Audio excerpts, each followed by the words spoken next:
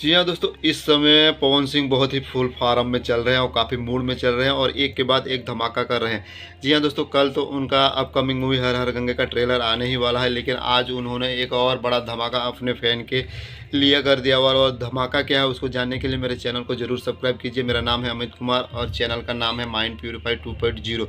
जी हाँ दोस्तों, आगे बढ़ते हैं वीडियो में, तो बात करते हैं पवन सिंह का। इस नेक्स्ट धमाके की बात करें तो उनकी एक और गीत रिलीज़ होने वाला है 3 अक्टूबर को, यानी कल नहीं परसों सुबह 6:30 बजे वेब म्यूजिक पर आ जाएगा। और वह गीत का नाम है कैसन पियवा के चरित्र बा। जी हाँ दोस्तों, बहुत ही बेहतरीन सॉन्ग रिलीज़ होने वाला है, तो अगर आप उनके सपोर्टर हैं तो फुल दबा के इस सॉन्ग को सुबह 6:30 बजे से देखिए और उनका व्यूअरशिप बढ़ाइए। और बात की करें तो इसमें म्यूजिक दिया है प्रियंशु सिंह ने और कंठ तो पावर स्टार पवन सिंह का ही है।